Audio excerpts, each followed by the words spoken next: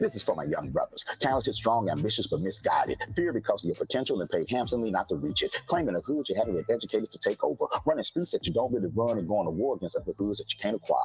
Moving dope you don't grow, busting guns you don't manufacture, and trapping out of houses you didn't build. Using your poetry to boost your bravado, not knowing that you're really showing us how much of a man you're not. Wrapping poverty up in gold and diamonds, driving it around in fancy cars, walking it into yours, but never really leaving it behind because poverty is just as much a mentality as it is a situation. Bragging yourself to your own downfall, calling death to your own door, claiming brotherhood but rapping about fake friends, loving children you hardly see while hating and abusing women you can't stay away from. All these contradictions, but you're a real one. You can put on a suit, but to them, you're still one. So the cure is inside of you. I know you know what needs to be done. You just fear the work that it takes to get it done. But I promise, when you grow, manufacture, and own more than you beg, borrow, and destroy, you'll see the world different. That's not an op, that's your brother. And that's not a bitch, that's your mother. I'm Baba Amin. It's been a minute. This is for my young brothers.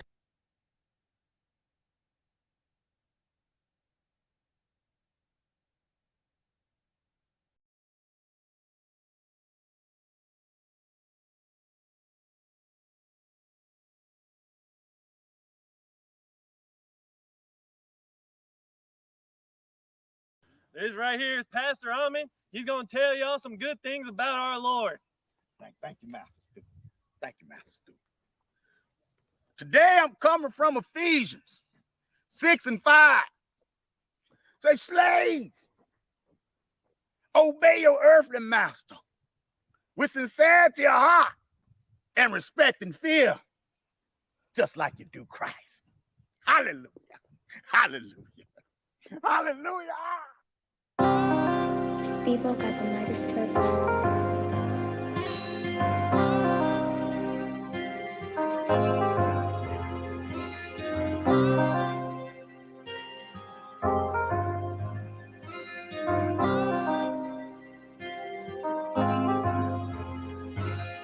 I done sold rocks, I sold gold up. I done did shit I was supposed to. I'm just living life how they showed up. I'm just doing what the world told us. I done sold rocks, I sold gold up. I done did shit I was supposed to. I'm just living life how they showed us. I'm just doing what the world told us. The world told me to only stay black and die, and measure my success by the niggas I leave behind. But one time to find my niggas in headlines on the news, it was slain by one of his own kind. They give us what we need to complete our own demise. They set the body free, but they enslaved the mind. The streets are the siege from the poverty and crime. I spent my last G, then my car was declined. I still got beef with the whole other side. Still gotta eat, so I'm out here on the grind. Throwing rocks at the pen, just waiting to get my time. Waiting on my friend to come and see me, but she lied. She came last week, but this week she ain't decide. My daddy wanted to see me, but he couldn't find no ride. Now my OG in the hood, everybody know about pride. This the mindset to keep the prison occupied. I tried to get a job, but my app was denied. I guess I'm still a nigga in my shirt and my tie. Go to court next week, but I can't pay my fine. Life getting hard, but at least a nigga tried. Told the judge I had a job, but technically I ain't lied. I had my Uncle Rufus sell some weed on the side. Often I reflect as I gaze at the sky. Rapper got probation, but they gave me some time. Go to school, they teach us to betray our own kind. Respect the white man, but we slay our own kind. Daddy going to jail, gotta do his own time. It hurt me to my heart when I see them babies crying. The hood getting hotter and the streets still on fire. They open up the jails, but they shutting schools down. They ask you for your vote and you go and stand in line. You know the cracker line, fall forward every time. I done sold rocks, I sold gold up. I done did shit I was supposed to. I'm just living life how they showed up. I'm just doing what the world told us. I done sold rocks, I sold gold up. I done did shit I was supposed to. I'm just living life how they showed up. I'm just doing what the world told us. Fuck the world, are we cursed? I've been teaching, but yet the story's getting worse. I've been reaching after G's in every hood. Niggas think you gotta do bad to live good. Should I stay broke or take a drive? Show me how the school gon' help a nigga stay alive. Sitting in the dark with a fucked up mind. Looking for a spark, all I need is one sign. Am I serving God or fucking off my time? Niggas seem fine being deaf, dumb, and blind. Here I am trying, interrupting my grind. Yet I still find niggas in the same bind. Refuse to stay behind, wanna see my people climb. They act like they don't want it, poverty should be a crime. I heard a lot of OGs lost their mind, flunking out their youngsters over IG lines. Damn, y'all niggas gonna be about it. Be about it. Organize. Lie. Don't listen to what these motherfuckers tell you. Success is, what rich is. Define that shit for yourself. Food, clothing, shelter. Yeah.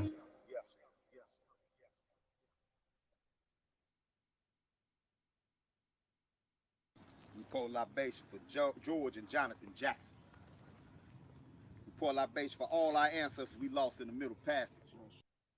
Libation for all our ancestors, man, who transitioned on the plantation. So we give thanks because they persevered, they survived. It's our job to learn from it. It's our job to be stronger from it. They might cage up our bodies, they can't cage up our minds. They scared of your power, black man. They scared of your power. They scared of what you know. They scared of what's in your DNA, what's inside of you. You don't gotta be behind these walls to be in prison. There's plenty of people walking out there that's in prison too, because they don't know who they are. They don't know whose they are. We gonna overcome this like we've overcome everything else. Tell your homies out there on the streets, man. Tell them to buy the block. Tell them to buy it. Tell them it's ours now. When we come home, we want something to come home to. It's time to redefine what a gangster is. Time to redefine what a G is.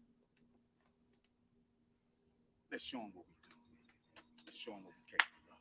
Black power. Black power. Black power. Black power. Black power.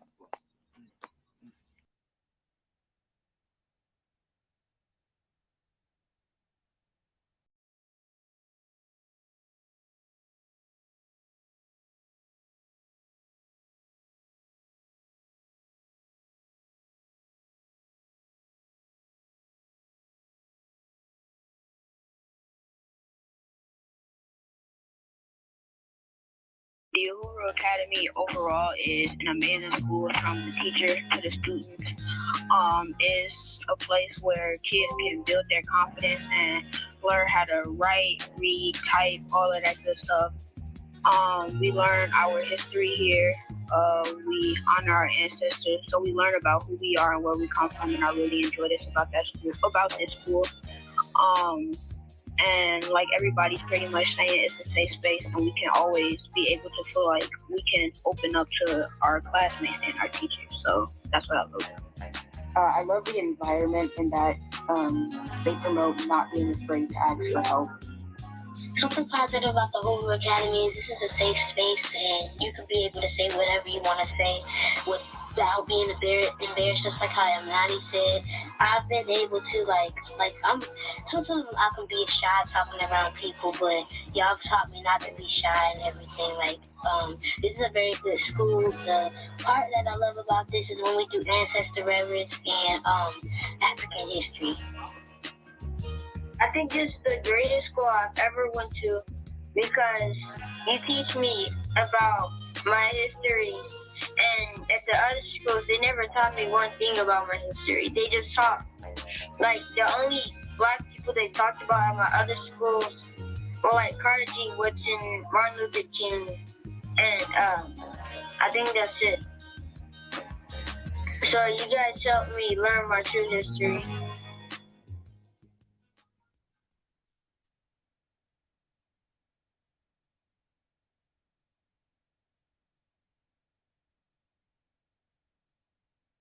All right. You know what I'm saying? Where my brother Coach Jay at? I'm here. Right, check. All right, cool. That's what's up. Yo, peace and power, everybody. Welcome to the Fight the Algorithm podcast. You know what I'm saying? We are your hosts. I'm Baba Amin Ojuok. I'm here with the esteemed Dr. Junichi Bomani. What's happening, black man? Man, I'm phenomenal. Fired up. The opportunity to learn and grow, to engage my people, man. I'm definitely fired up for this opportunity, brother. That's what I'm talking about, man. That's what I'm talking about. You know what I'm saying? Let me go on and get my lighting straight back here. You know me too, brother. I'm looking like, hey, man. Yeah, I had to switch the camera out, all that kind of stuff, man. Algorithm already messing up with us. You know what I'm saying? So you know what I'm saying? So we want to welcome everybody, y'all. This is a new podcast that we're launching called Fight the Algorithm, right? And Fight the Algorithm is just that, man. It's about us acknowledging those things that are maybe put into the mainstream, those things that are put into society, put into our minds, that we got to fight in order to succeed, right? And we want to talk about that. We want to talk about some of those topics and trends that have been normalized that we got to denormalize. You know what I'm saying? That's a big part of what Fight the Algorithm is going to be all about, you know. And we want to talk to people. We're going to have guests on this podcast that are fighting the algorithm, right? And want to introduce you to positive black people who are fighting the algorithm, fighting what's been normalized, you know what I'm saying? Fighting the stigma on black people, you know what I'm saying? On black youth, that black youth don't want to learn, on the black community, you know what I'm saying? That it's something that has to be escaped from and not invested in, on how we're defined as a people and how we define ourselves all together, you know what I'm saying? And so that's what Fight the Algorithm is all about. And I want to, hey, peace, Dr. Mayad, Dr. Oya Mayad in the house, you know what I'm saying? Want to shout out, definitely want to shout out to that sister, you know, my comrade, our comrade, you know what I'm saying, in this fight to fight the algorithm. You know what I'm saying? A great time for me to shout out the UACI Summer STEM Camp started today. We fighting the algorithm. We fighting the algorithm. I know we had about 26 youth online today learning African history from the Uhuru Academy and learning STEM from Conscious Ingenuity, y'all. And y'all definitely go check out consciousingenuity.com, www.consciousingenuity.com, and check out the powerful program that Dr. Mayat has going on. This sister done ran about 6 STEM camps this summer. This 16 STEM camps this summer. You know what I'm saying? In fact, we got to get Dr. Mayat on the show to talk about how she's fighting the algorithm, how she's empowering young people to fight the algorithm. You know what I'm saying? The algorithm that says your value is in how you look, not how you think. You know what I'm saying? And so you know, we have to empower our people to fight the algorithm. That's what this podcast is all about. And if you know somebody black that's out there fighting the algorithm, y'all let us know who they are. We want to highlight them. We want to highlight artists that are fighting the algorithm. We want to highlight activists, business people that are fighting the algorithm. You know what I'm saying? That are fighting against all the negativity, all those self-destructive temptations and pulls that we have going on in society today. You know what I'm saying? And so definitely y'all Uhuru.com and check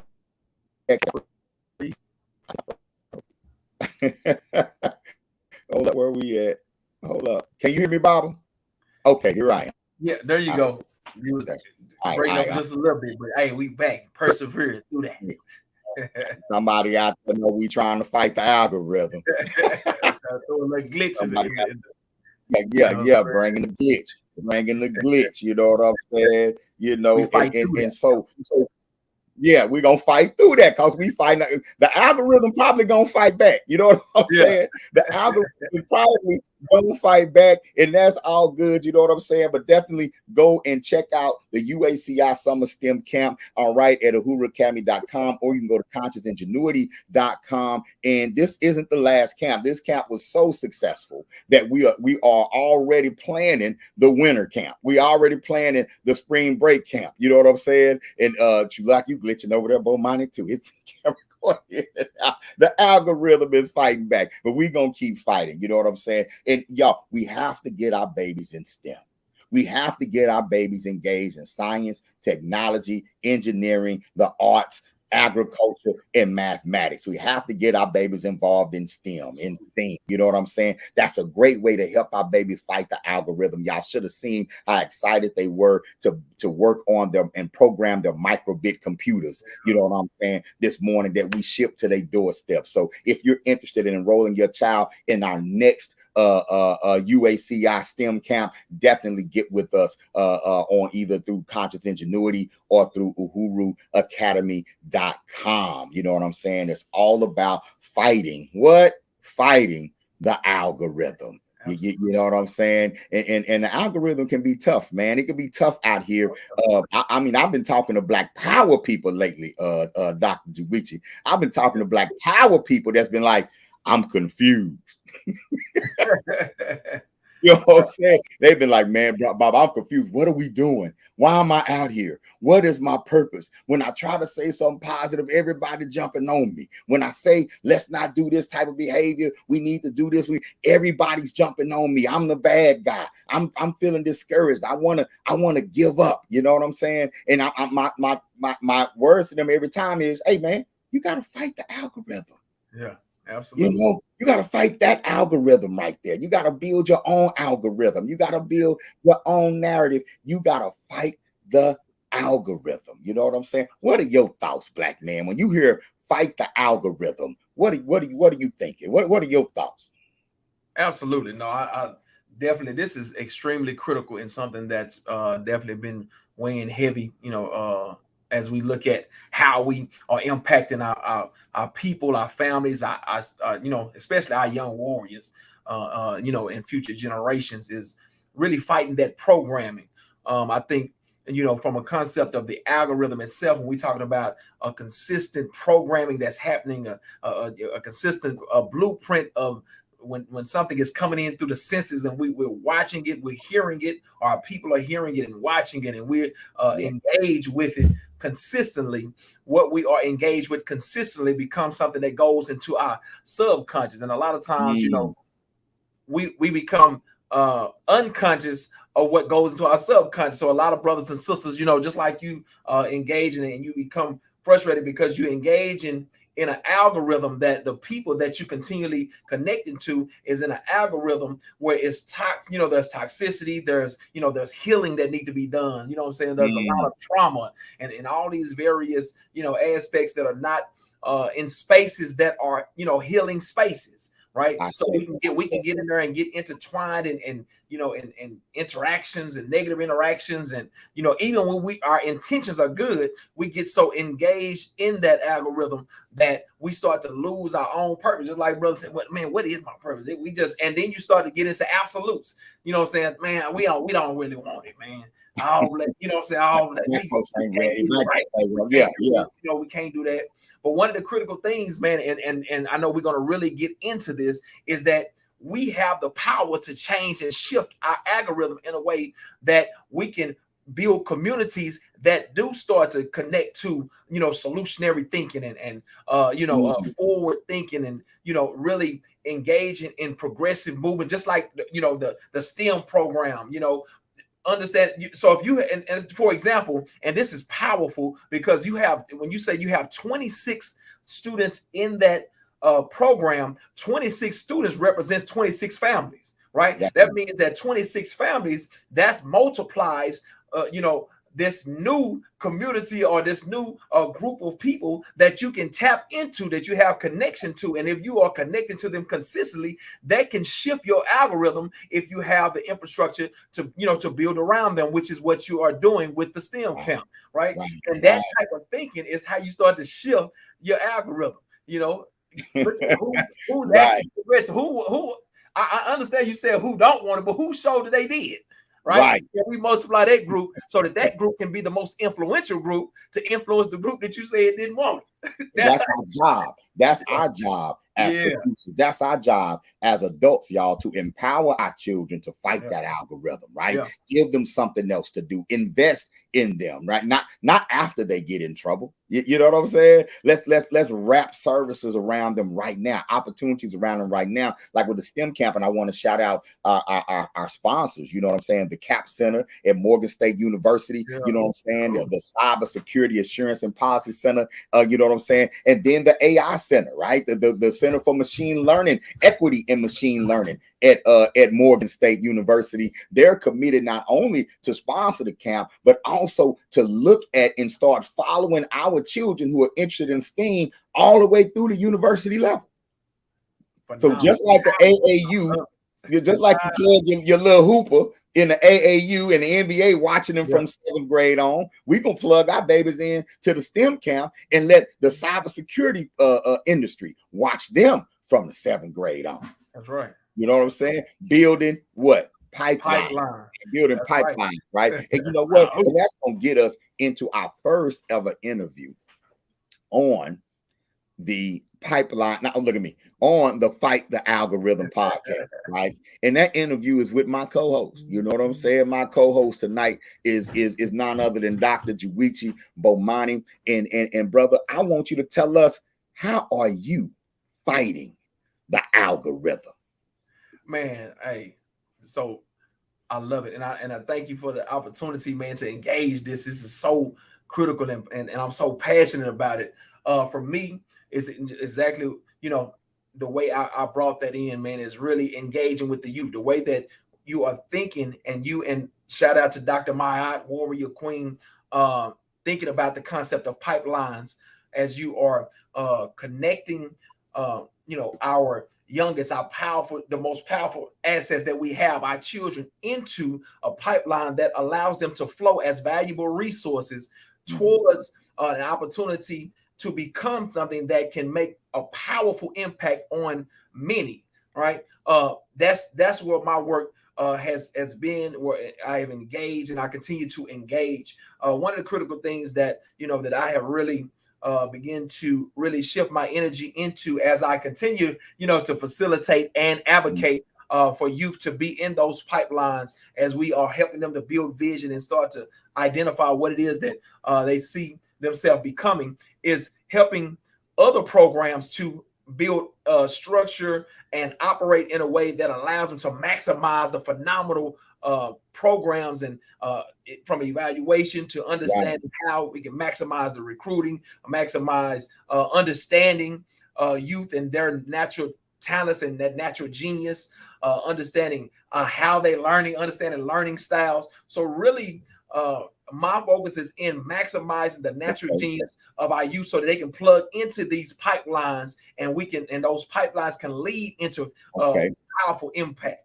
Right? All right. So what I'm noticing in your approach with the Pipeline to Power program is that you recognize that it's not just enough to build a pipeline. You also have to build a mentality inside of our young people where they can embrace the pipeline, take advantage of the pipeline, right? Because just because I plug you into an opportunity doesn't mean you've developed the work ethic and the mentality, you know what I'm saying, to really fully take advantage of it. So we're on your site right now. We're looking at become a P2P builder in 3 easy steps. What's a P2P builder? Oh, I love it. So P2P builder is coming from our village, the concept of the village. I think one of the things that's critical is that, even though, of course, being a youth in a village, in a community, you are a critical part of that village. But we talk about this notion of it takes a village to raise a child. It takes a whole village to raise a child. But the question I always ask is, what happens to our children if that village is not whole, if it's not strong, if it's not positioned, if it's not at its highest power and potential to be able to raise, cultivate, and protect as a village must? What happens to those children?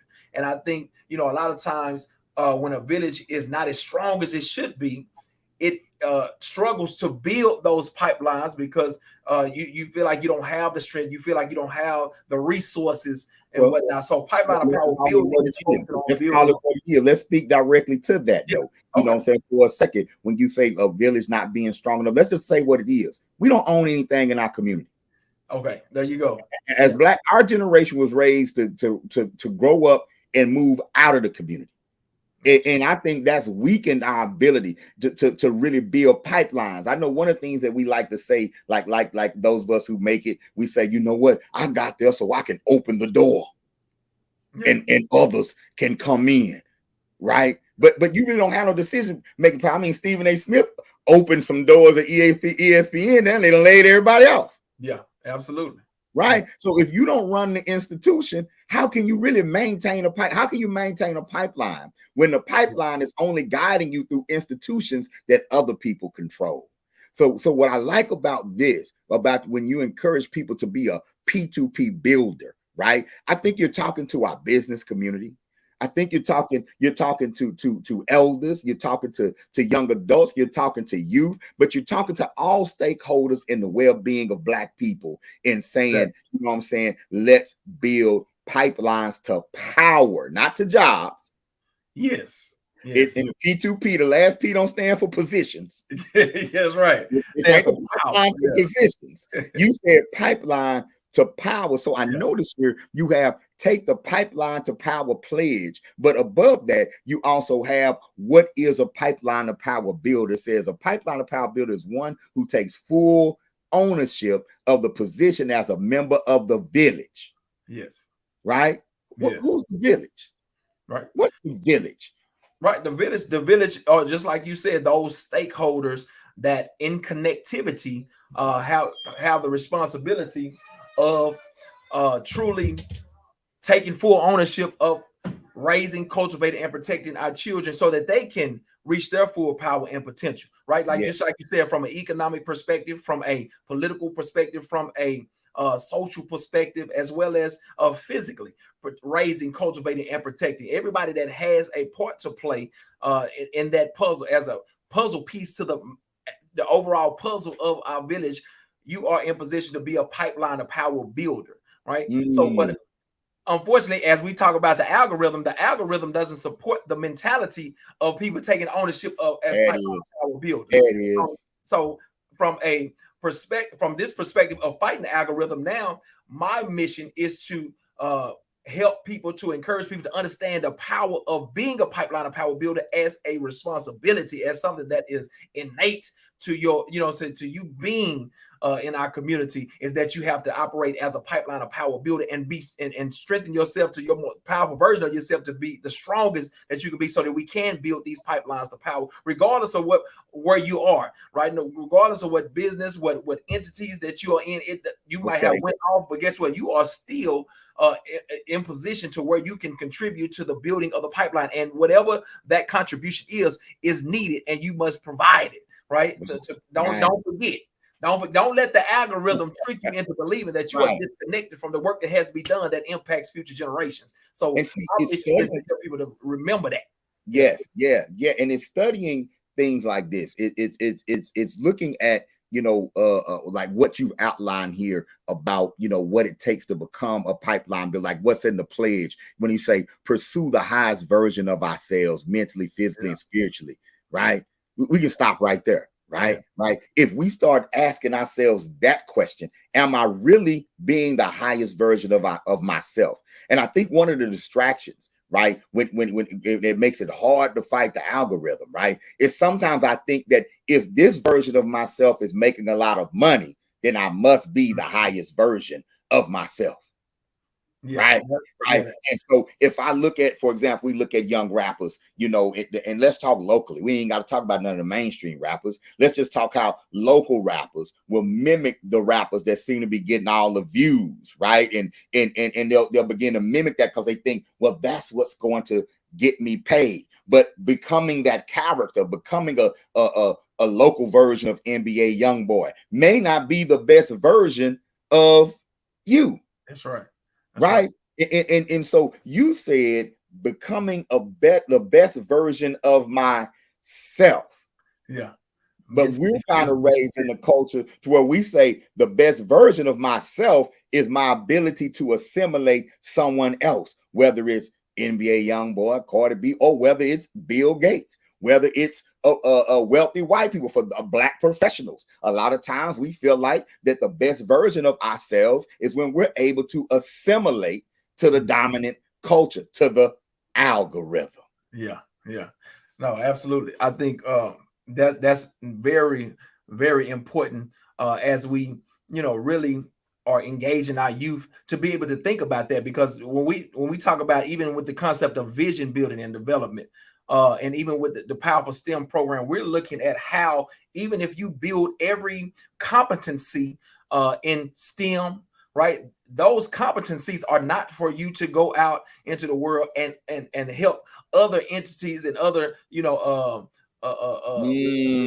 entities to flourish outside of our community. That's not the end purpose for that. You have to look at, okay, how do I take what I've learned and now come back and be a powerful impact on our community that transcends into future generations of Black youth and people and families and community, sustainability of our community going forward, to have our youth to be thinking about that even in the pipeline itself. Like when you providing nutrients and resources into that pipeline to develop them, right? Part of that is getting them to understand that the purpose of you doing this is to learn and be able to give back to generations behind you, so that we can create and own and operate our own entity, so we can create our own understanding of our own algorithm, so that we don't continue to walk into that burning house that Dr. King talked about. And I think he may not understand the concept of algorithm in the sense that we're dealing with it from a digital standpoint today, but when he talked about that burning house,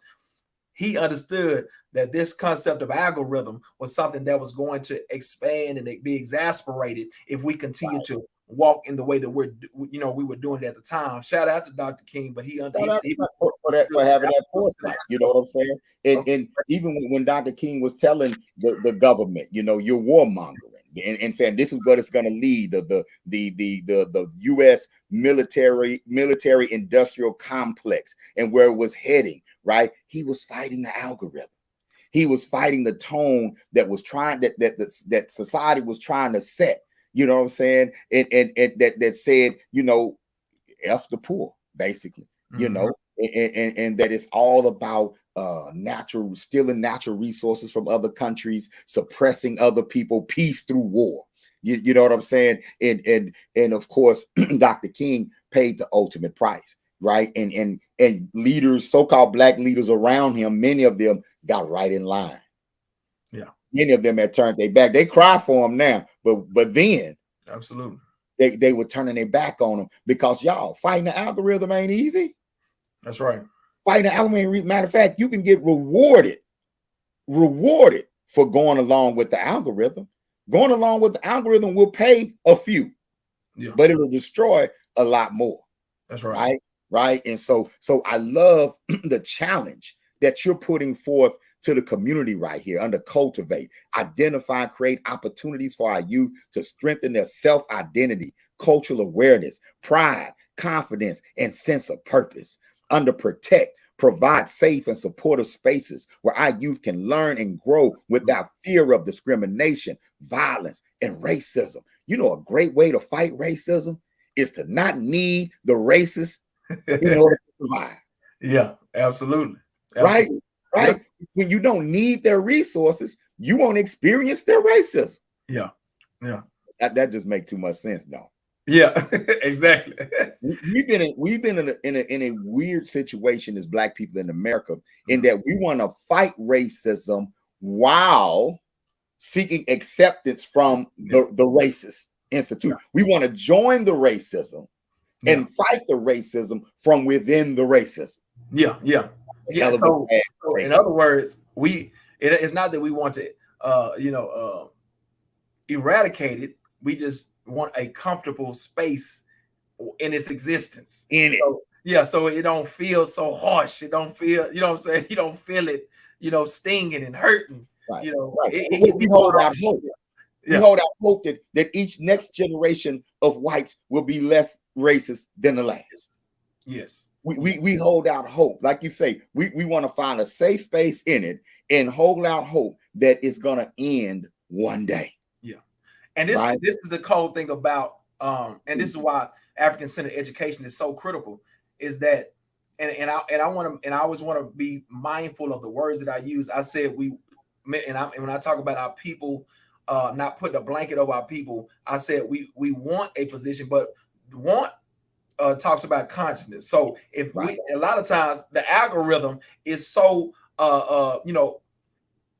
it's so inundating that you don't have a conscious understanding of the fact that this is what you're aspiring to. Like, so when we see, we see the concept of Black Lives Matters, we see the protesting and all these different ways in which we feel like we are fighting against this.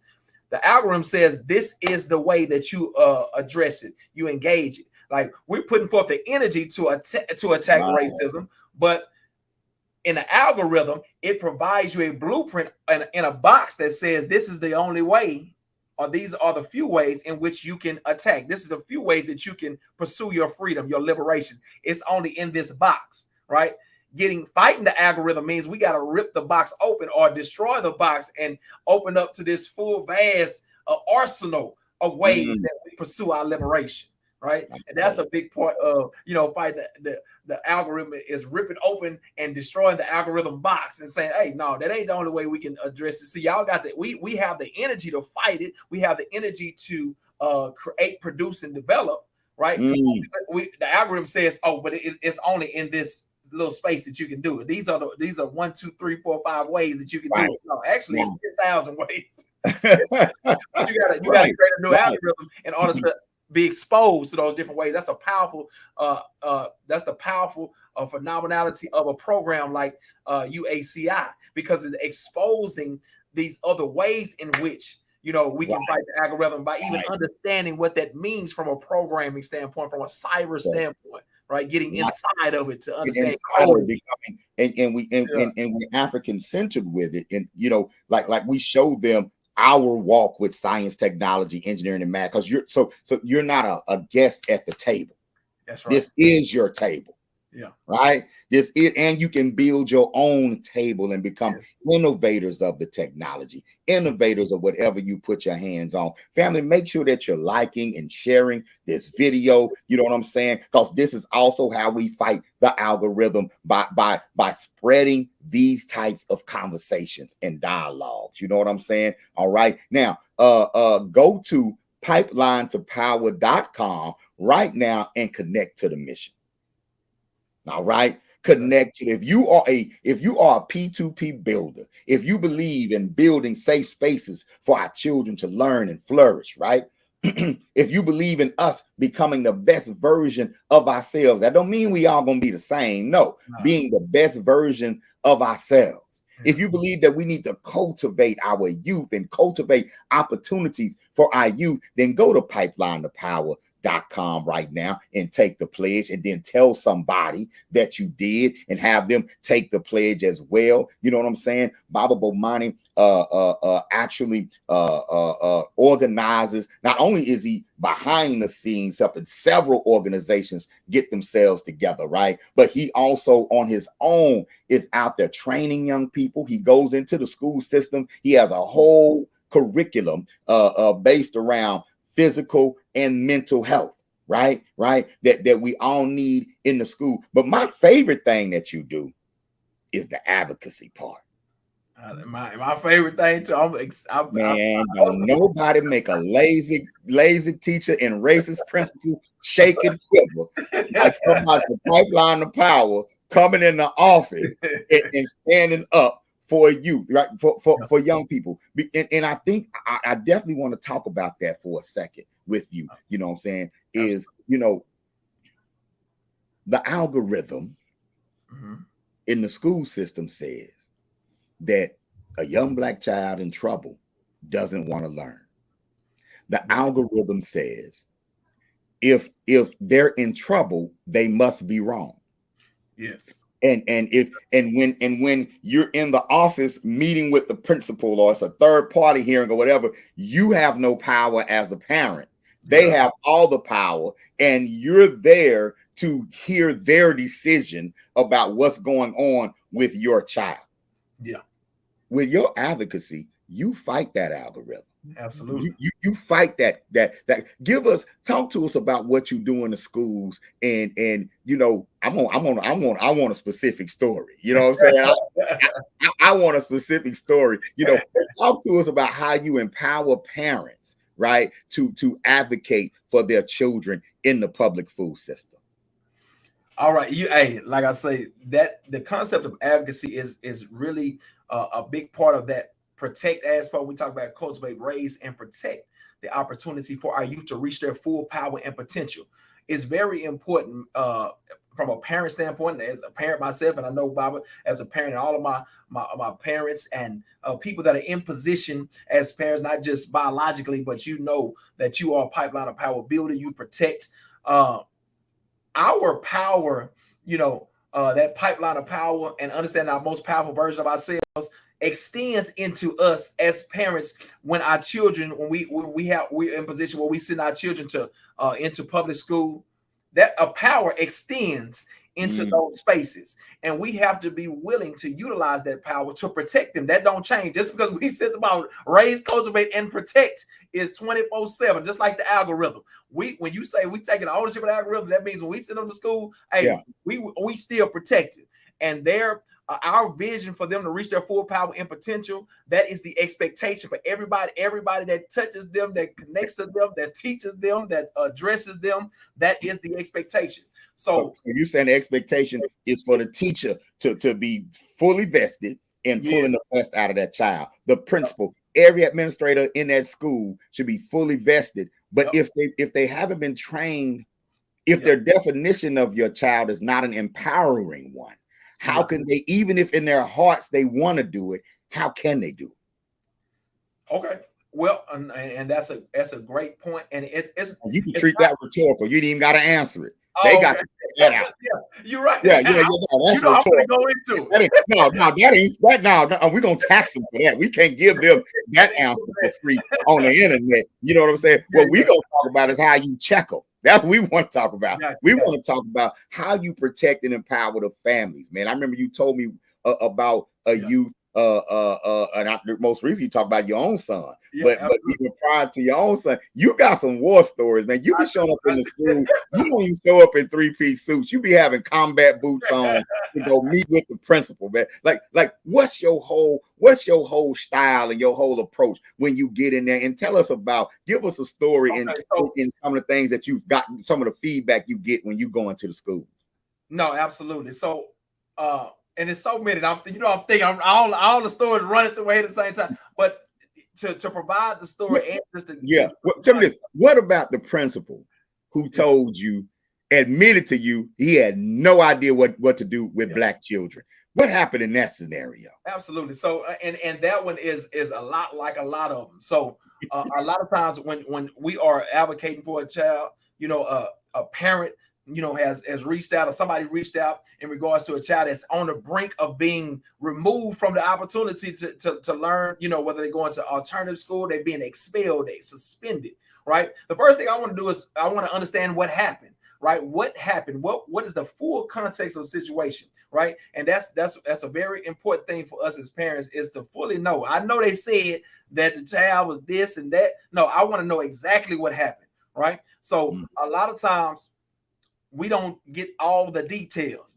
We got to look at it just like you go to court, right? And they provide all the evidence. I want all the evidence. So when I go in, I'm asking for all the evidence. I want everybody that was there. I want everybody that was a witness. I want every detail. I want what you said, what they said, right? So for me, when I get that information, and in that situation, that child, you start to find, okay, this, even though there, and a lot of times the child, in the midst of the pressure of the situation, they may have made a decision that was from a child's space, right? But I'm looking at the professional, right? So for me, your interaction as a teacher has to remain in a space that says, okay, my mission is to help you reach your full potential. Once you change that positioning and how you acted, now I'm on you, right? So if you So what happened in this scenario where you ended up at the school and the principal ultimately had to confide in you about his own confusion? Okay, I'm trying to remember, and I know exactly which one you're talking about. I'm trying to remember the exact details of that one. The one that was most recent was that the student, the way, and let's go to this example. So when a student got in trouble because the student, right, when they walk to the trash can, they don't just walk to the trash can. Okay, they in class, they walk to the trash can. Yeah, they're not walking, you know, step by step to the trash can, left foot, right foot to the trash can. They're doing a dance to get to the trash can. What was they doing? What's the name of the dance? Gritty, what is it? Gritty, yeah, there you go. So the student is doing the gritty to the trash can because the student was doing the gritty. What's the demographic of this teacher? Now, this is a white woman, right? Okay. So white women are the highest population of teachers in the country, right? In public schools, right? So when I go to schools, when I look around, I see a young black male. Yes, a young black male. Went to the trash can. He did the gritty and threw it in the trash can. And what did Karen do? Karen created a document that said the student was disrupting the class because the student did not just simply walk to the trash can. The student did the gritty to the trash can, right? So once I received this and documentation, this was put in documentation and criminalized as this student is a disruptive student. This student is disrupting the learning of all the students, right? So the deeper part of this is that not only did the teacher highlight this particular incident, the teacher used a state policy to remove the student from her class. She went into state policy codes, right, from the state of Texas to remove the student, right? What she didn't understand is that policy is by area. It's an area that I know. So as soon as they gave me the policy, I went to the policy. In the policy, right? The first. Let me pause you. Because that's one thing in fighting the algorithm. You just fought the algorithm because algorithms say they know policy, we don't. There you go. Yeah. That the institution is the only one that has a right to use the policy. Right. And we assume they know what they're talking about when they go to policy. She made that assumption, so she knew it was all. But what did you do? You saying you went and looked up the policy? Oh, I went up and looked up the policy, right? So I go through and look up the policy that you use, and I'm looking at every component of that policy, right? So in that policy, before you can use the code that she used, it's a pre-code that you got to use, that you got to do before you can even get to that, right? Okay. You have to allow the behavior campus, the campus behavior monitor on the campus, whoever's designated as the behavior coordinator, to establish a program or process for that student to go onto a behavior plan before you can utilize this code. So when we got into the meeting, I said, well, based on this particular policy that she pointed out, she pulled up, she took time to actually write and document and utilize, right? Which the bigger issue is that when she used that code becomes a permanent document that goes forward with a student. Right? That creates a lot of issues for our children. So we can really go a lot of places. Label. So it's an attack. It now becomes an attack. It's a criminal attack on the name and the definition of this child. Yes, so it's like a conviction. All right, let's be real. It's like a conviction. It's just like you were made guilty in court, right? Okay. It's gonna go forward with you, right? Yeah. Your prison sentence is your removal from the class, right? So and they can try to dress it up. No, we just gonna have him. No. This is a removal based on a code that you use, which is gonna go forward with the student, right? But she missed the step.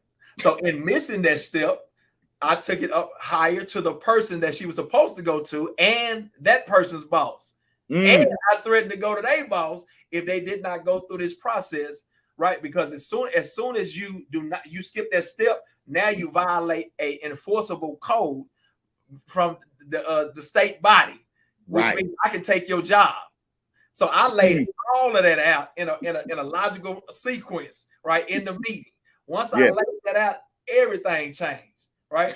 Everything changed, right? Because now I know how the process that I can go through to take everybody's job. I know the people that you got to answer to, right? I have the information, right? I know all these people, all this whole process, right? Is I'm gonna play the game you playing. Right. I ain't gonna fight you. I ain't gonna kick your desk over. I'm coming for your job. I ain't cussing nothing. I'm coming for your job. Just like you're coming for just like you're impacting this child's life. I'm finna impact your life. Absolutely. So that's and that was So that was it's so. So what's that little you know what they the little TikTok say another what is it another satisfying another satisfying black moment. Yeah. No. Just to see the faces of the people that thought that they had the power, that thought that they could use this algorithm, right, in order to deceive. Because in my mind, I'm thinking, okay, if they did this with my child, even though I was equipped to handle it, how many parents was not? Right. How many parents was like, oh, as soon as they saw the code, you called them on the phone and said, we're gonna have to use this code and we're gonna have to do this. And if they send a letter and you see the letter with all the numbers and letters together and TEA and all this, black children have railroaded into alternative school, railroaded into special ed, railroaded, you know what I'm saying, by schools that did not follow procedure. But because they were unchecked, there was no protection for the rights of that child, right? Effective protection. How many leaders have we lost because of it? How many potential leaders? How many potential lawyers? How many potential business owners have we lost simply because, right? We're not cultivating a power relationship between us and the systems that are supposed to serve us.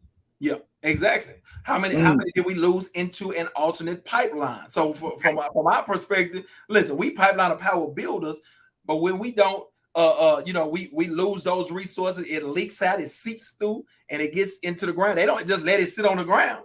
They take those and they snap them into the pipeline to prison, the pipeline of poverty, pipeline of mediocrity, all these other pipelines, right? So they utilize in this society, in the algorithm, right? To want, to show, okay, see, I told you they couldn't do that. I told you that black kids, and then that narrative becomes something that they feed back to us. So that's when we frustrated. See, the black kids, see, they can't. All of that stuff gets fed back to you through this data that in situations like that. So when we allow ourselves to be put into these pipelines, you know what I'm saying, deceived by these algorithms, deceived by these definitions, right? We internalize these definitions. Yes. Right? We ultimately internalize these definitions and we stop making efforts to fight the pipeline. We stop to fight the algorithm. You know what I'm saying? Wow. That's powerful. And just that example that you gave, you know what I'm saying, is such a powerful example that we need to understand, because we've been miseducated to deal with wrongdoing differently. Yes. We have a very limited menu. See, you just don't like him because he's black. Yeah.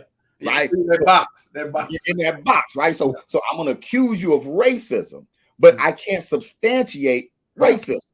Yeah. Racism is hard to prove. Yeah. Because I've heard the response, I've heard the retorts. No, I love little Jarrell.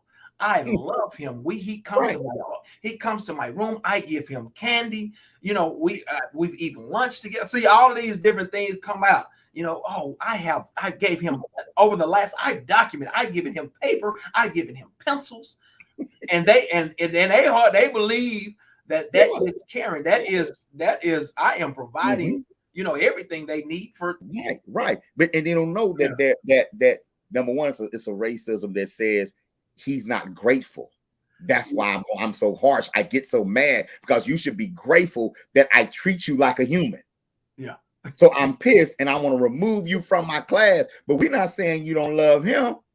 You don't love to read. Let's just talk about that. We're here attacking your lack of love of reading and understanding policy. Yeah. We don't even got to talk racism. You don't understand policy. Yeah.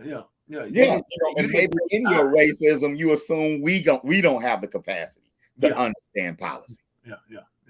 No, absolutely. So I think for us, as we are addressing as parents, because I know we get into it, we so engaged in the concept of educating our children, man, that we come from a foundation that our envisioning is that our children are natural geniuses. That's what they are when they plug into that's foundational, right? That's our understanding.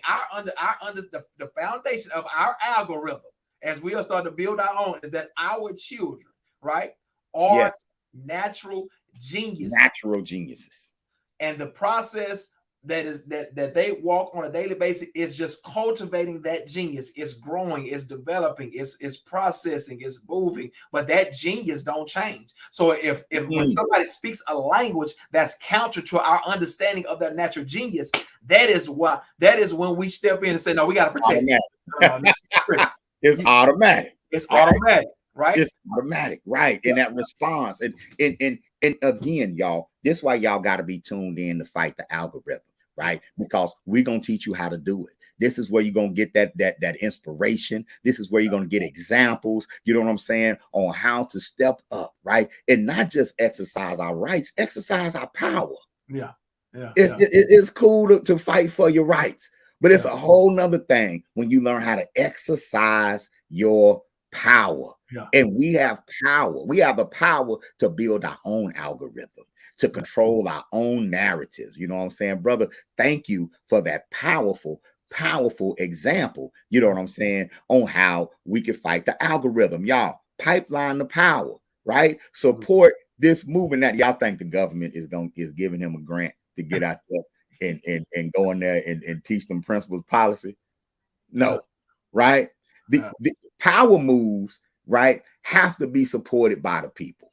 Power moves have to be supported by our business owners, our business community. Let's grow together, right? You might want to become a sponsor for the Fight the Power or Fight the Algorithm podcast. You know what I'm saying? We're going to create opportunities for that. We would love to attach your brand to our brand, right? Those of you who are out here fighting the algorithm. If you want to plug your children, right, into this pipeline, okay, we have the Uhuru Academy, we have Pipeline the Power, we have Conscious Ingenuity, we have UASC International, right? We have New Akibalan in Florida, we have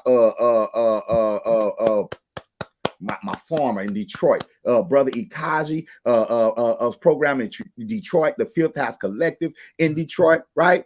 Y'all, we got to fight the algorithm by building our own. You know what I'm saying? I'm going to share this just in case y'all missed it. I'm going to share this just in case y'all missed it. The Uhuru Academy Online, which is the most powerful virtual education experience for Black children in the world today, is now enrolling. But we won't be enrolling forever. If you're ready to separate your children from the public food system. Uhuru Academy overall is an amazing school from the teachers to the students.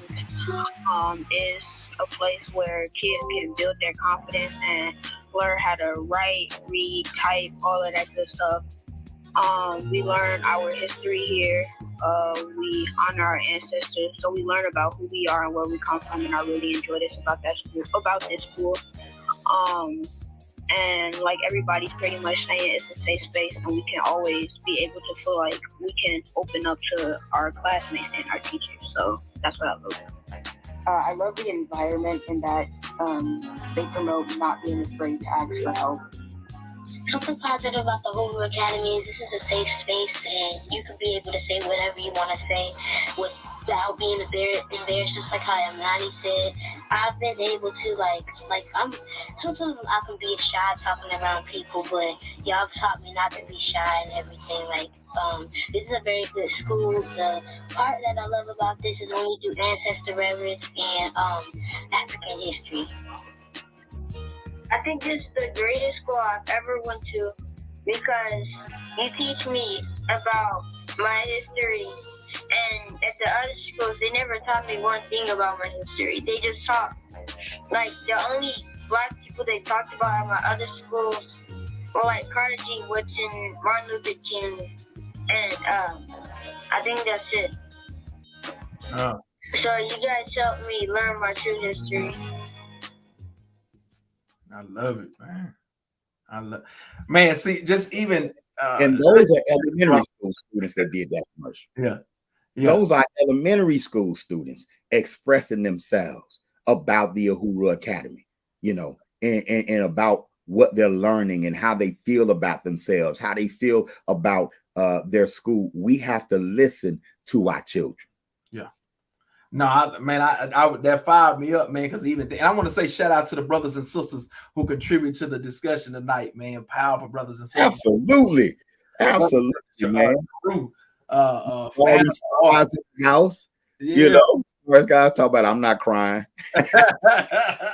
No doubt, but one of the things that I heard in the Bible, and one of the young warrior scholars talked about being able to remove this hesitation of speaking and not being shy anymore. I thought about what the story that I was telling about the teacher that criminalized the student about doing the gritty to the trash can. Well, when a student, and this is one of the things I brought up in the meeting, that if a student is doing the gritty as opposed to walking, normally the way you would put within a normal box, then what they do normally connects to their natural genius. So I talked to them about the concept of the kinesthetic genius, the ability to move through space, naturally in a way that most, everybody can't do, right?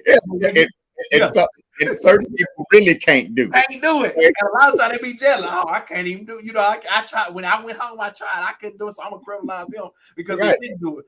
The danger of that for us as a people is that when our children's genius is connected to those natural movements or natural actions or expressions, when it's criminalized, it quells that natural genius. So a lot of our students that have the ability to speak up or speak out or sing or express themselves in different ways, they get criminalized in school systems, right? So it you know what I'm saying, their natural genius is quiet and they feel like they are being compressed and often depressed, right? Depression, right? And then all the times they need to get into a space when they come to Uhuru Academy, they have a space to then express that natural genius. Now they change into what we think is a different person, but really that's just their natural genius flowing as it should have been able to do from the beginning. From the beginning, I say, and also shout out to Marvita Johnson, proud mother of an Uhuru Academy graduate. You know what I'm saying? What's up, Marvita? And Marvita and all other entrepreneurs in the comments, whether you're watching us live on the stream or you catch the recording, put your information about your business in the comments. All right. Put your website, your links in the comments. So when anybody comes to this video, you know what I'm saying, they can see what you're doing. If we don't spread the word, we can't circulate the dollar. You know what I'm saying? So whenever you watching Baba Amin, Dr. Bomani production, know that this is a Black business friendly production. You know what I'm saying? Your success is our success. You know what I'm saying? Brother, I think this was a great first episode. What you think? Man, I'm fired up, brother. When I'm fired up, that baby is on, baby. I'm ready. Yeah. You know, you gotta walk in it. All right, algorithm fighters. You gotta walk in it. All right, and be on the lookout for the Fight the Algorithm merch. Be on the lookout for all of that. We're gonna be producing an audio podcast as well. That's going to be available on all platforms, from Spotify to YouTube to Apple and Google Play. The whole 9 yards. We are committed to expanding these conversations, sharing our work, and highlighting the algorithm fighting work of others. If you would like to appear on the Fight the Algorithm podcast, simply get in touch with me or Dr. J. Our information scrolling across the bottom. You can catch us on IG. You can catch us on Twitter. All right. Again, also support the Uhuru Academy. Support our movements, right? And all algorithm fighters, don't ever be shy about telling the community to support your movement, okay? Support Pipeline to Power, Cash App $ Pipeline to Power, and you can also support the Uhuru Academy at Cash App $ Uhuru Academy, all right? Hey, y'all, this has been Fight the Algorithm. I'm Baba Amin. I'm Dr. Junichi Bomani. Hey, let's keep fighting day in and day out. Let's keep go fighting. Peace. Yeah.